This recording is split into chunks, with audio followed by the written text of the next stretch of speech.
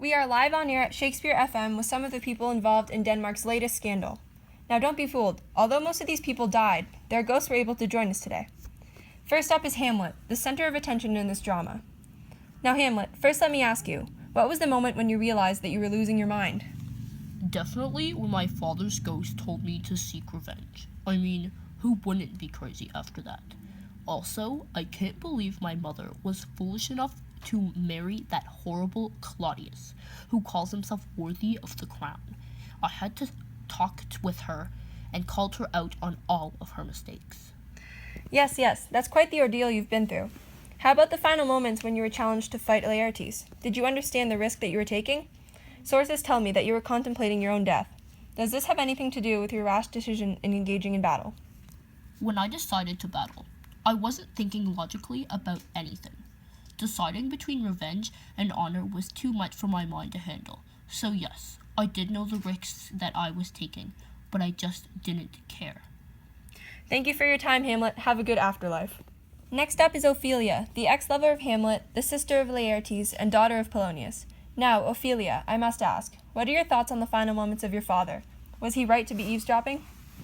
I think that my father was a smart man who knew what he was doing.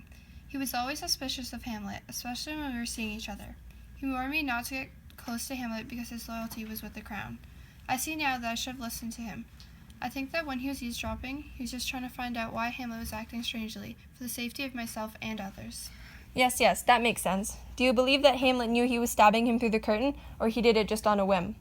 Sources tell me that Hamlet had been acting strangely for unknown reasons. Before stabbing Polonius, he said, "How now, a rat? Dead for a ducat, dead." Based on Hamlet's mental state, I don't think he knew he was stabbing my father. His actions were irrational, and I hope he feels guilty. He was completely obsessed with revenge, and I think this is what caused his craziness. Thank you, Ophelia. Next up, we have a very special guest, the one and only William Shakespeare. Now, Mr. Shakespeare, what I want to discuss today is the theme of revenge in your play. What were the major scenes when this was explored? Well, I mostly conveyed the theme of revenge through Hamlet's consuming desire for it.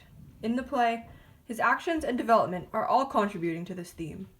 The first time that this theme really shines through is when Hamlet speaks to his father's ghost, and he seems very convinced that he is going to take action, and quickly. He says, "Haste me to know it, that I, with wings as swift as meditation or the thoughts of love, may sweep to my revenge."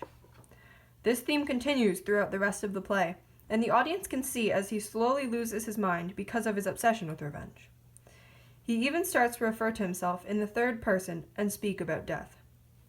In the second scene of Act 2, Hamlet even criticizes himself for delaying his revenge so far. This really shows how revenge has taken over his life, because now he is having an internal struggle about it. Are there any other themes explored in your play? Yes, the theme of death is also very prominent. Hamlet is obsessed with death, as I showed in his "To be or not to be" soliloquy. Hamlet's obsession with death really contributes to his aura of craziness that the other characters seem to be very concerned about. Death is most prominent in the final act because of Ophelia's funeral and the chaos in the last scene in which most of the characters die. In Hamlet's final moments, he seems to welcome death by saying, "The point in Venom 2, then, Venom, to thy work." This really shows how Hamlet is not only accepting death, but he is almost welcoming it. This makes death a very big theme.